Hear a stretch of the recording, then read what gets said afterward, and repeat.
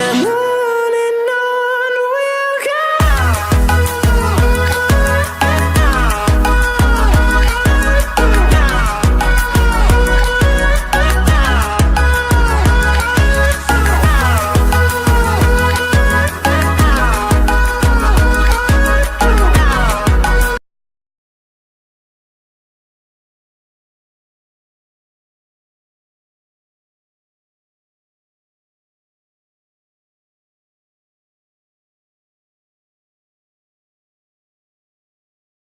In 1998, a new corporation was founded. Its mission would be to organize all the world's information and make it universally accessible and useful. It estimates it will take 300 years before it reaches that goal.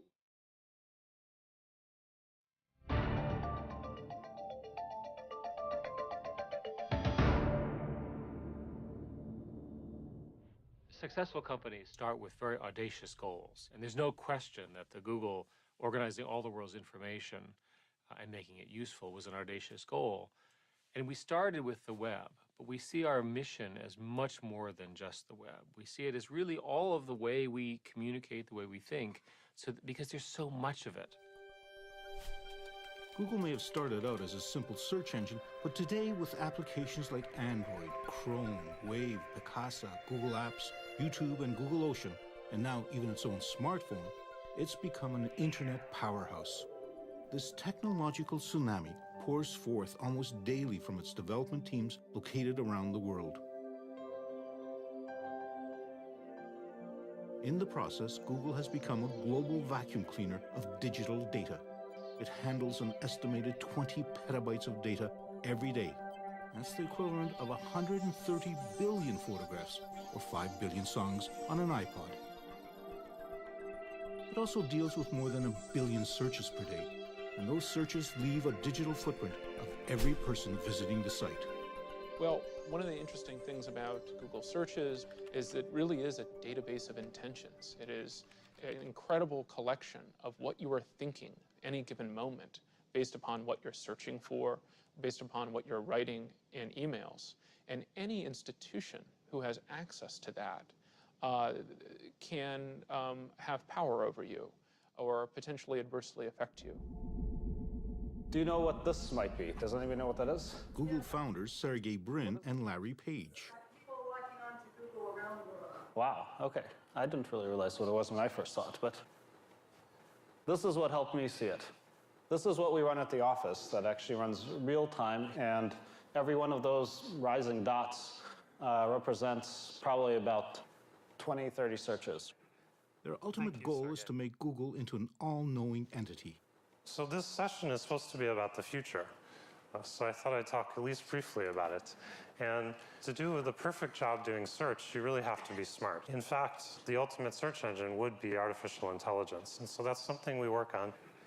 It is somewhat ironic that they use an image of the rogue computer HAL from the movie 2001: A Space Odyssey when they are promoting such a benevolent message. Partly, we want to make the world a better place. If I ruled the world, every day would be the first day of spring. In just over 10 years, Google has become one of Silicon Valley's biggest and most unconventional players. In that time, it's cultivated an image of a large but benign presence. That public perception is changing.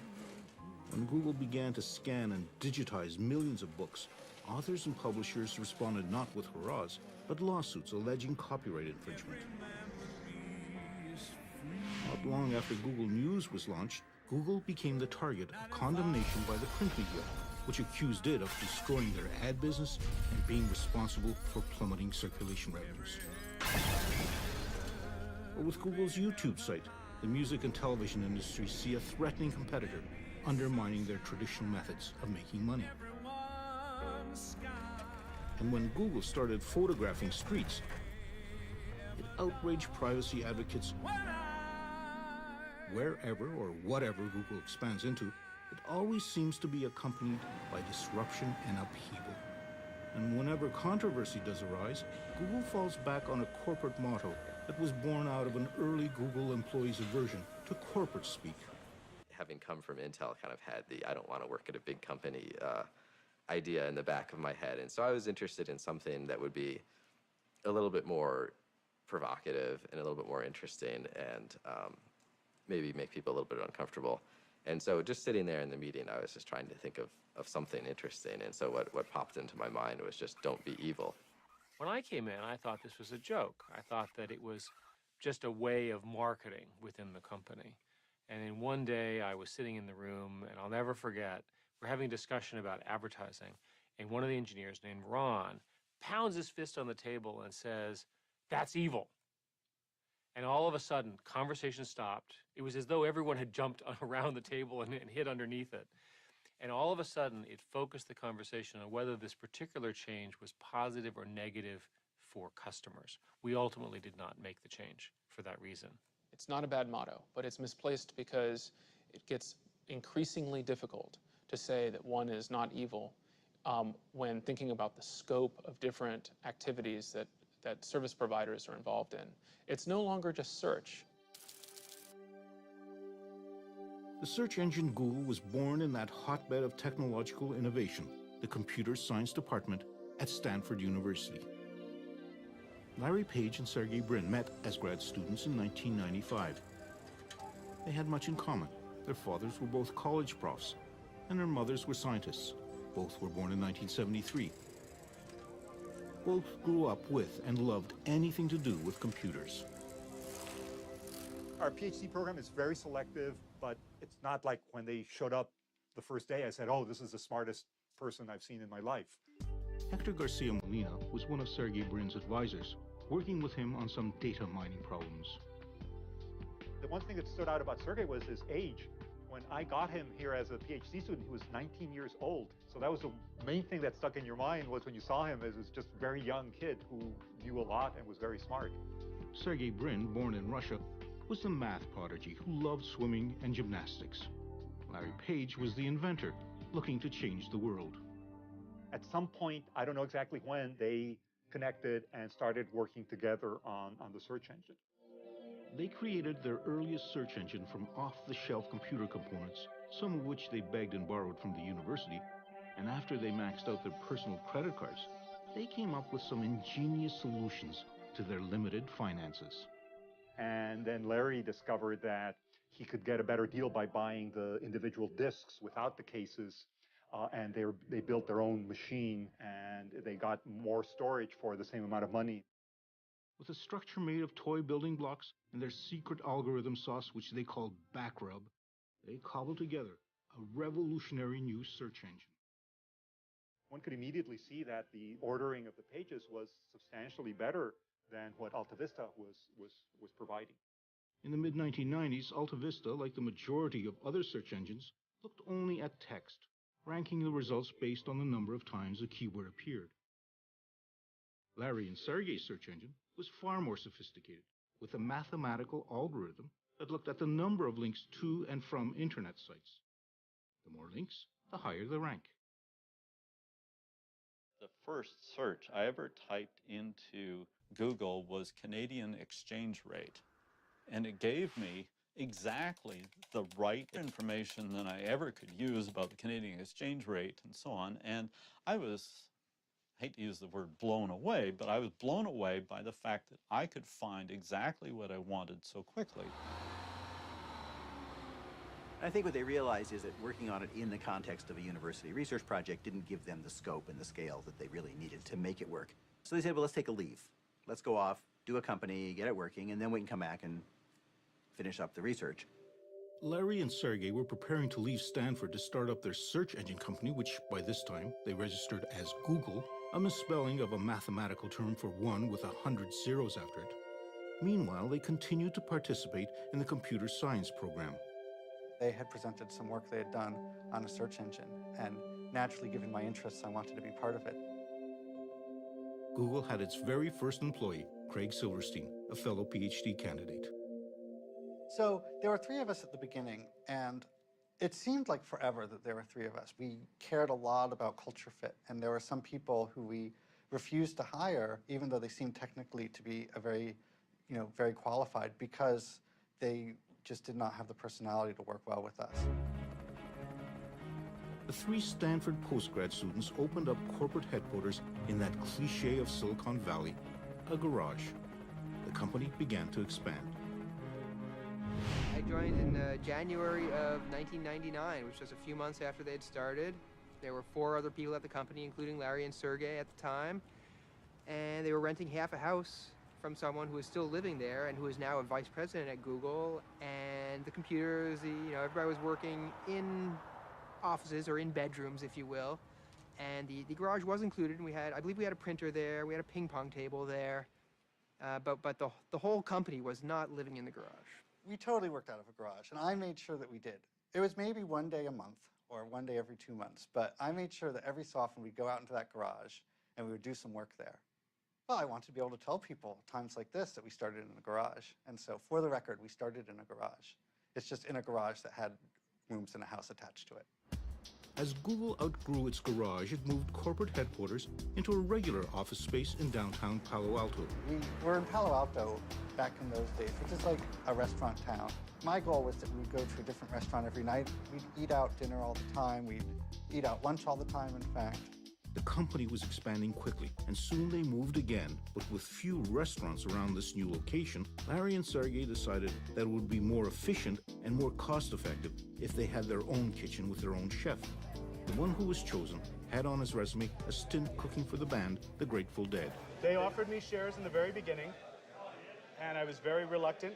I talked to my dad about it, and I was like, Pop, these guys want me to give them money for these shares in a company that isn't public.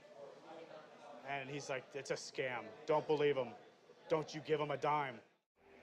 Unlike other search sites, the Google homepage was clean and efficient, free of annoying banner ads and pop-ups. Larry Page and Sergey Brin watched as their search engine Google became more and more popular. But that engine still wasn't translating into real money, and they had no viable business plan to make Google turn a profit. Our founders decided that for the longest time that we weren't going to get into the ad business. However, I think the breakthrough idea came when we said, look, why don't we just show ads that are purely text-based and doesn't have any moving images or distracting stuff.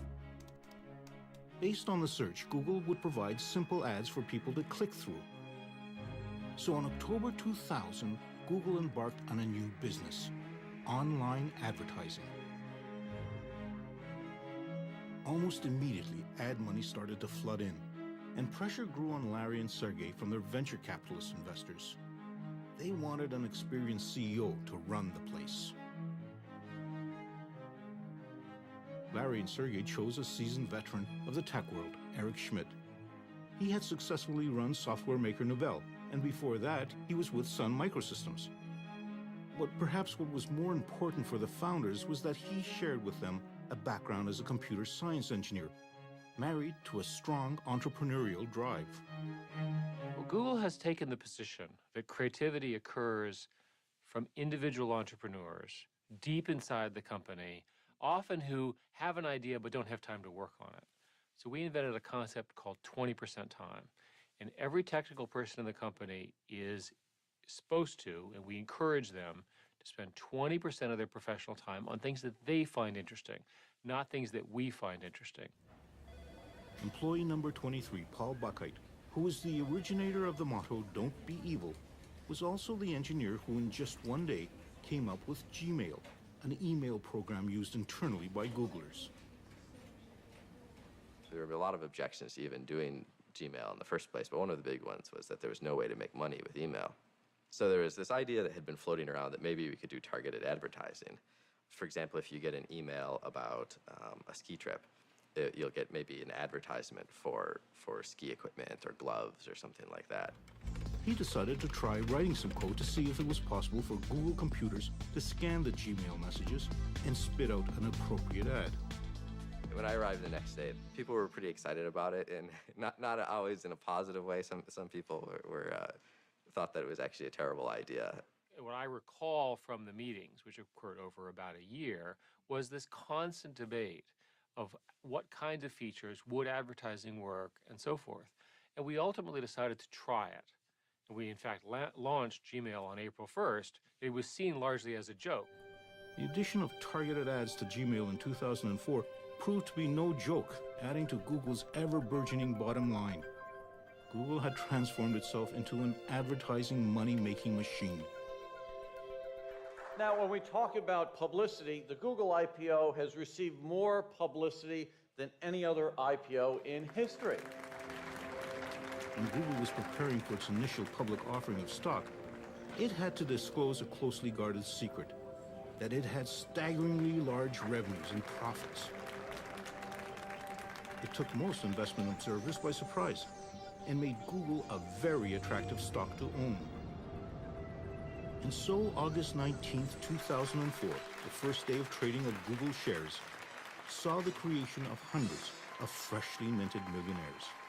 Those early investors and first Google employees had struck the motherlode. For people who get into a company because of the money, an IPO is a big deal. Any exit strategy, you're bought by someone else, you have a public offering, whatever, it's a big deal. And it causes you to rethink your life because your dream has been achieved. I'm doing okay. I'm comfortable. Most people would consider me wealthy. I consider myself wealthy. Larry and Sergey were now way beyond wealthy. It took just 6 years for them to become billionaires. Their company, Google, had become one of the world's top search engines. It's even made it into dictionaries as a verb. Google as a technological tool has become part of pop culture. And young people's perception of Google as a cross between a college dorm and geek heaven means that Google receives more than 1 million job applications a year. You come to Google, and first time I'm really feeling like everyone knows what they're doing and they know it better than me. So just what does it take to be one of the chosen few selected to be a Googler?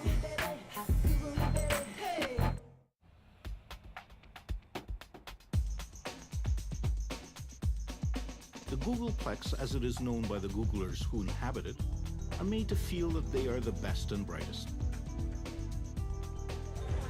Deserving of the complimentary meals, the subsidized massage service, the free laundry, as well as the barbershop on wheels. I feel one of the greatest thing about Larry and Sergey, they were really, really smart people and they were brilliant, but I think one of the best things that they've done is they also made sure that they surrounded themselves with the best and most brilliant people that they could find. Google receives more than 1 million job applications a year. However, to join the ranks of some 20,000 worldwide Googlers requires passage through a grueling series of tests and interviews. Rajin Seth, another Stanford computer science graduate, had worked at a number of high-tech companies before approaching Google. I probably went through somewhere between 10 to 15 interviews at the time.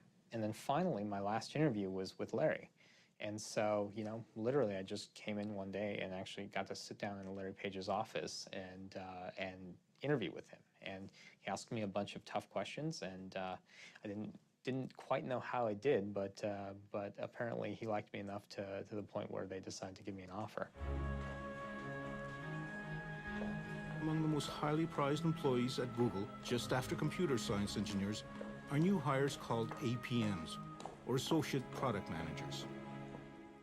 A large part of why Google hired associates like my position, associate product managers, out of school at that point, was to be able to culture these future product managers like myself in the way Google wanted them to behave. Mostly young, recent graduates with incredibly high test scores, they are given enormous amounts of responsibility and authority early in their career. And we're not prioritizing that very hard right now because we don't think it's going to be able to replace the personal start page from day one. Among the most recent crop of APMs is a Canadian, Jeff Harris. The job that I'm actually doing, which is an associate product manager, is kind of designed for people that have a technical background but aren't necessarily interested in coding day to day. So what my job ends up being is communicating with the engineers who do code all the time and kind of just making sure that all the engineers are working together towards the same goal. So I'm just turned 22. I think the biggest surprise at working at Google is probably how open it is about everything that we're doing. So I can just look it up on our internal site and see details on every single project that's out there, which is great from an organizational perspective. Although Google might be highly transparent internally, it, like so many of the other big Silicon Valley high-tech companies, is extremely sensitive about what outsiders are allowed to report on, whether that be code on monitor screens or the doodles on the whiteboards, which are seemingly everywhere. We believe in having whiteboards all over the place, and the reason for that is to really spur creativity, so that you can draw things and communicate ideas and work with other people on that idea. The secure data connector here, right? Is our ability to publish programmatically going to be released at the same time, or is that? Yeah. And so a lot of times people will pull out their phone and take a picture of the whiteboard and send that around as an email. Those end up being part of the notes for the meeting. Besides having whiteboards and food stands everywhere, the other striking feature about Google Offices is the absence of paper. We operate very much in a paperless manner. One of the things that we've done here at Google is that users have laptops that they carry with them to the meetings that they're in. A lot of the note-taking is done electronically so that it can be instantly shared with people. An insatiable appetite for the new and innovative, spanning a wide spectrum of technologies, means Google is constantly on the prowl. But not everything, of course, is invented at Google. We also have teams looking for great technology in small companies that we can pick up, that we can buy, where they would benefit from the structure of Google. With plenty of cash and stock at its disposal, Google is able to scoop up companies it's interested in. That's how YouTube became a Google product, as did Google Earth and Picasa, as well as a web-based word processing program called Writely. Writely was a word processor in the browser. You just go to it as a normal website and it just works. Google noticed it because we were, getting a little bit of press. Google bought Writely and hired its founders to help develop it further. My experience has been a little bit like I was a kid folding up little paper boats in a stream somewhere, and it was really fun. And, Daddy Warbucks wandered by and said, "Kid, this is great. Here's a pile of quarter-inch thick plate steel and an army of arc welders. Go build me a battalion of battleships." Writely has morphed into Google Docs, a word processor that moves the application and its data from the personal desktop computer to Google's servers. It's a little bit strange. It is strange. I'm definitely, I'm a 42-year-old graybeard now, right? Like, it's kind of, I'm not that old, but here, that's 90th percentile or something. I don't know what it is, but yeah, there's a lot of young engineers here. That it doesn't bother me. I think it's interesting to me. I think everybody gets to this point in their career where things begin to seem obvious. I don't mind the technical culture here. I'm not intimidated by it. I'm very productive, fierce, kind of meat-eating coder when I'm writing code, and they're all afraid of me, so they don't bother me. I wasn't here when they founded it, but my understanding of the founding conception of the culture is they wanted to do things and see things from an engineer's perspective. We do have a lot of P1 From that perspective, efficiency might very well be an engineer's prime directive. triage on them. Right now I'm looking at the one where you open a text document in Gmail and it gives an error.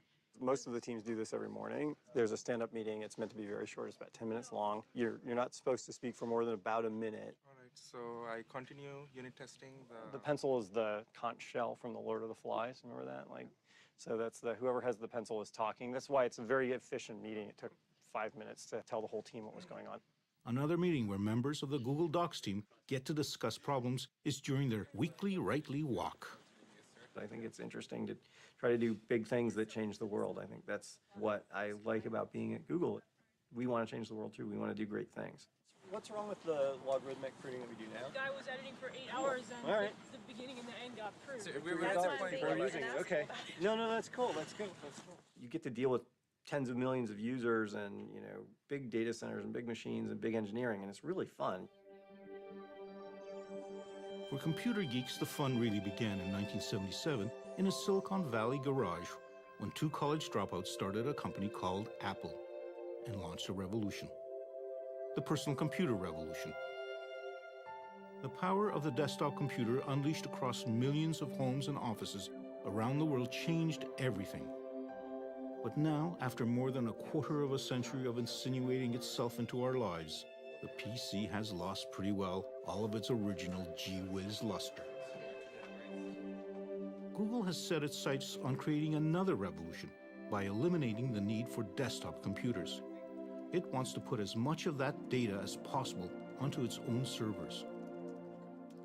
One of the things I think that's underappreciated is from the very earliest days, including at Stanford, they were great at minimizing the cost for putting together computer systems, and they've carried on that ability to deliver a huge amount of computing power at a relatively low cost.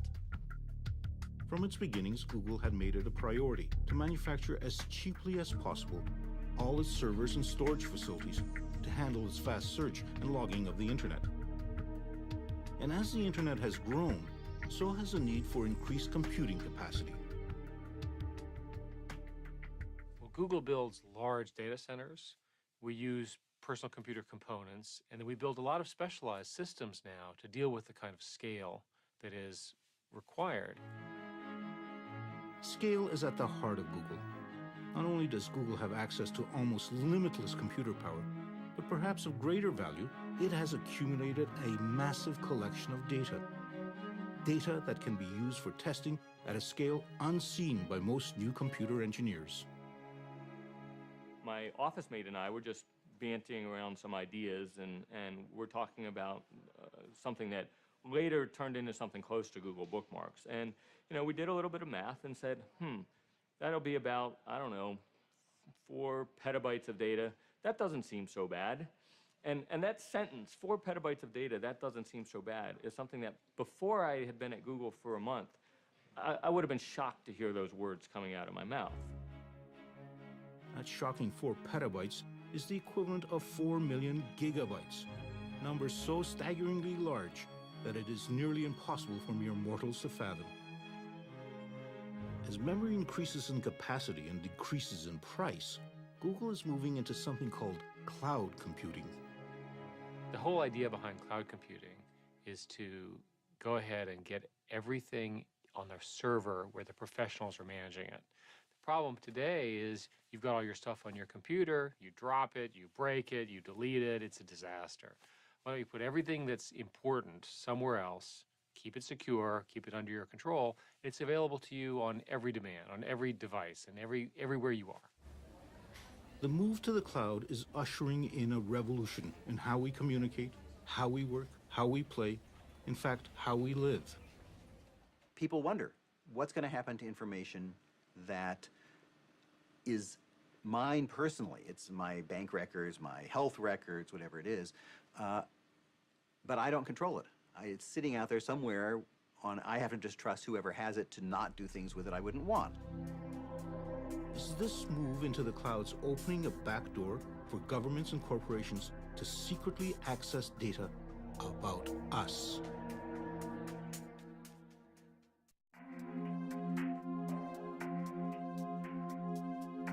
If everyone's digital data is moving into computer clouds, just where are these clouds? One of them has touched down in the foothills of the Blue Ridge Mountains in North Carolina. This was once the heartland of American furniture manufacturing. Then in the 1990s, cheap labor from overseas siphoned off the jobs, leaving behind a devastated economy and an awful lot of excess electricity. It just so happens that computer data centers are voracious users of electricity to run the servers and to cool vast quantities of water used for refrigeration. The town of Lenore had plenty of both, and so in late 2005, Google came calling, but it came cloaked in secrecy. From Google's perspective, at least as I understood it, it was that the race to build these data centers is so intense, and the information, at least they see it, is so proprietary that they didn't want any of their competitors to get wind of what they were doing. T.J. Rohr is a lawyer and a member of the Lenore City Council who was involved in the closed-door negotiations with Google. They would reveal information to us that we couldn't reveal to anyone else. Google definitely had an attitude like, look, it's our way or the highway. This is the term these are the terms we're offering. Take them or leave them. desperate local and state officials were more than ready to reach a deal that would bring Google to this devastated county. They offered Google a 30-year tax break on property and equipment. It was worth an estimated $165 million over a 30-year period. From these digital warehouses estimated to cost $600 million apiece flows a stream of data. Here are the emails, the photographs, the music, the videos, the maps, and the searches that have made Google a data collecting powerhouse. Google does not divulge how many server farms it runs worldwide, but it is rumored that there are some 36 of them around the globe, all digitally connected and all firmly planted on land.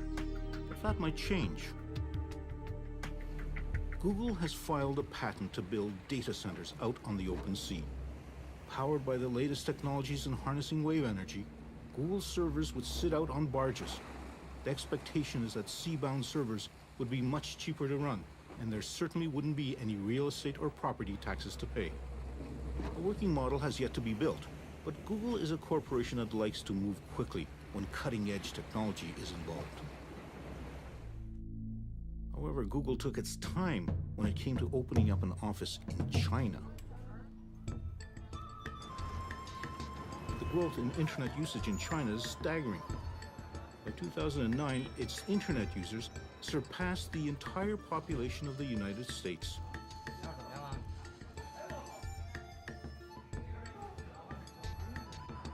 It is an exploding market made more complex by a censorious government.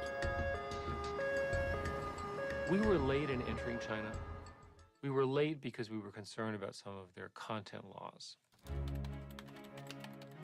In order for Google to set up an office in China, it had to agree to block certain sites from its search results. The Chinese government decides who gets past their Chinese firewall. To run Google in China, they landed Kai-Fu Lee, a senior executive at Microsoft, who was once in charge of their operations in China. In 2005, Kai-Fu Lee found himself in the role of Noogler, as new Googlers are called. When I joined Google, I used the word shock to describe what I felt I saw. And I think it's a combination of things. It's a combination of the Google values, and that's just how young and happy this company was. It's my goal to make the culture in the Google China office as close as possible to that of Google Mountain View office. It's impossible to make it exactly the same because the Chinese culture and the American cultures are different. Nothing separates these two cultures more than who is actually using the internet.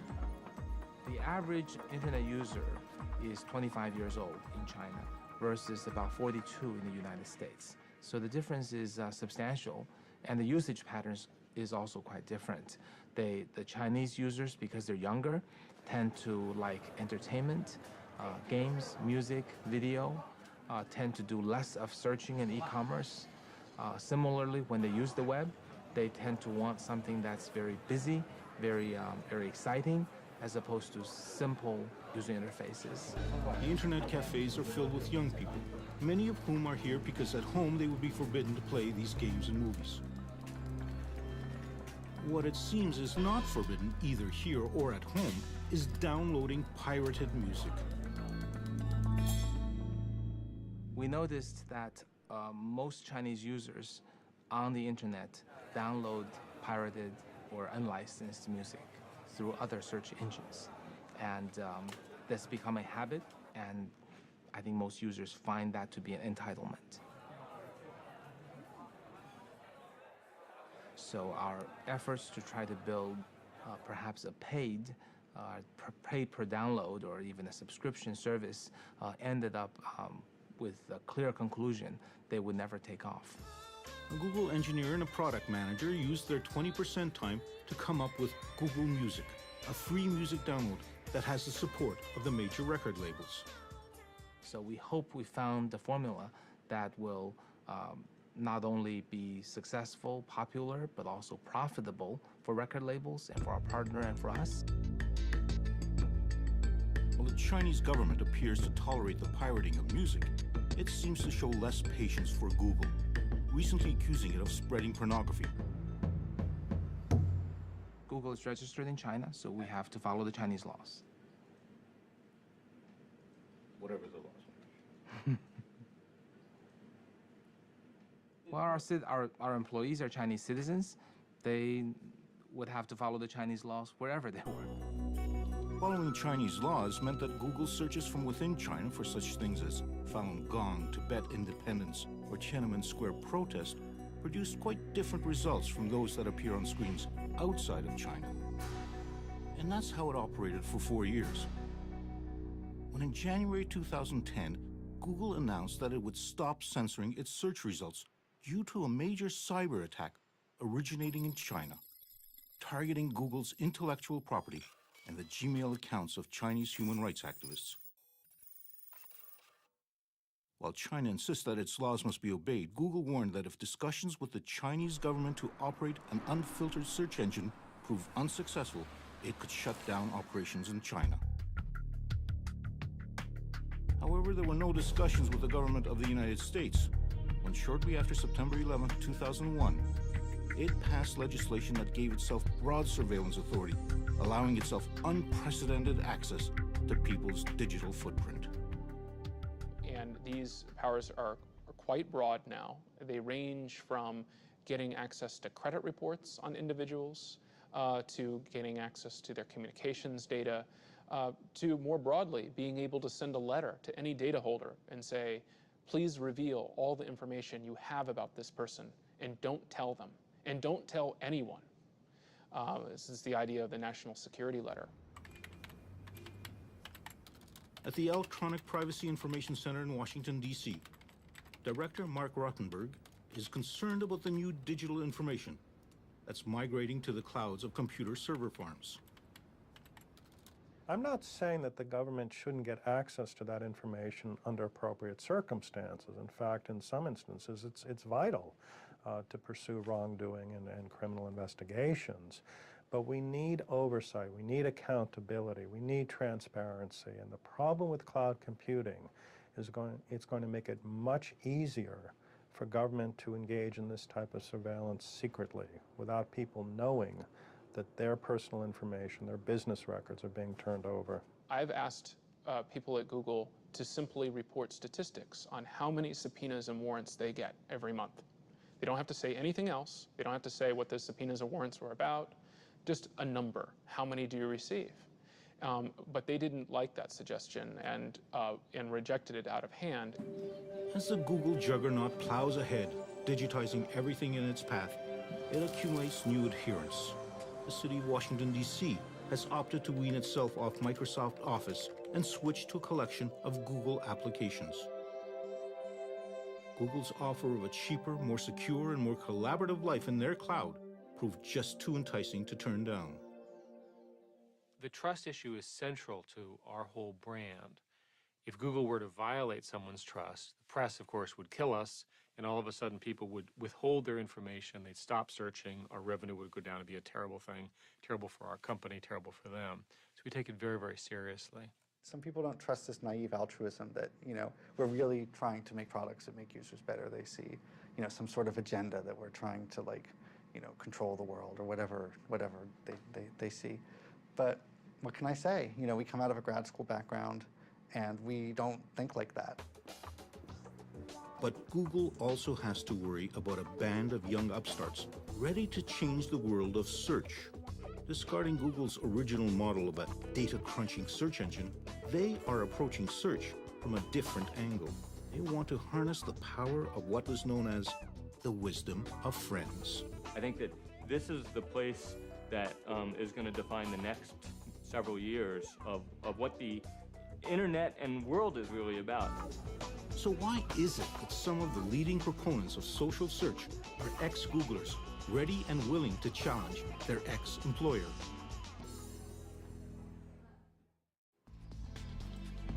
With almost 20,000 employees worldwide, Google is beginning to see some of its early hires leaving for what they see as the next big thing. In a down-market district of San Francisco, an internet startup has an abundance of Google corporate DNA. Several of its founders are ex-Googlers. But their company, Aardvark, wants to go beyond Google and transform search itself. We like to call it social search. It's the notion of you're really searching for the right person in the moment. And it's not that you want to know their bio, it's that you really want to interact with them because they know something that will help you in your moment. Sometimes it's not really written down on a web page, but someone out there really does know the answer. And we all have social networks. Aardvark is basically a utility that lets you tap into that. Just down the highway, in a nondescript industrial mall in Silicon Valley, there is another social network startup with its own list of very impressive ex-Googlers, including Paul Buchheit, who so famously, or perhaps infamously, coined Google's motto, "Don't be evil." Their tiny company called FriendFeed is developing a new social network service that shares and keeps track of what friends are listening to, reading, and posting on the web. None of us really knows what's going to happen next. But in many ways, I find that that's actually part of the fun of a startup. You know, at a big company, I can pretty easily predict what's going to happen next year. At a startup, you have no idea what's going to happen next. You know, next year could be a huge success or it could be a huge failure. Google had been eyeing FriendFeed for possible acquisition. But before FriendFeed could even reach its second year in business, it was gobbled up by social network phenomenon Facebook for a reported $50 million.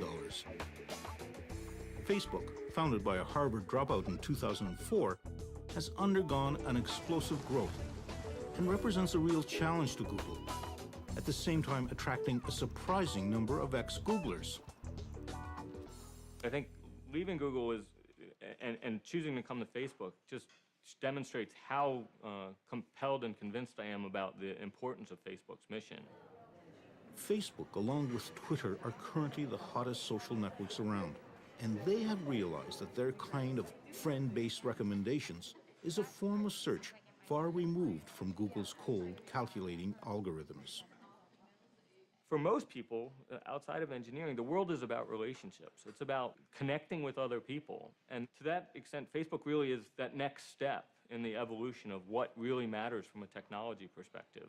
Google had in fact entered the social network market with something called Orkut. Although tremendously popular in India and South America, it has failed to attract any large following among Europeans and North Americans. Google really didn't jump into the social networking business, and I think that's partly the personality of the founders. I think they're engineers who, small talk with your friends is not the priority. It's getting information from the scientific world is priority. So I think in some sense there was always a bias that this was sort of not very interesting, not very important. Why would you want to spend time on it? And of course, as the world has moved to Facebook and Twitter and all those things, they've said, oh, well, we can do that technically too. Sure, we can put Twitter-like things into Gmail. We can put Facebook-like things. We have Orkut. But I think the heart of the company isn't in it. It's not what the company's about. It's about information, all the world's information. Google really believes that the data is going to create incredible benefit for society. The company firmly believes that it's going to find ways to use data to make our lives better, to make our lives easier, to make decisions more efficient. They firmly believe that.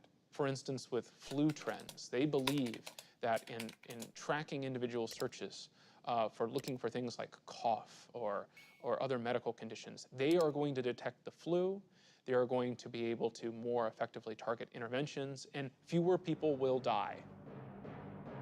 When Google launched its IPO, Larry and Sergey personally wrote a letter explaining their aspiration for its future. Google is not a conventional company, they wrote. We do not intend to become one. Google's mission to collect all the world's information and make it accessible and useful, and do it within 300 years, has seen it move far beyond searching internet sites.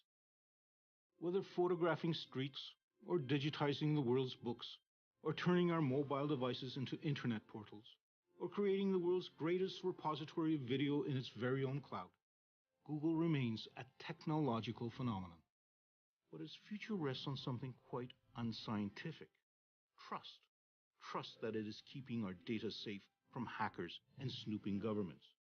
Trust that it isn't misusing our information.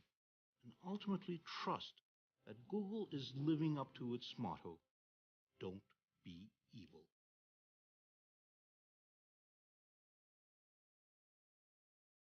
you.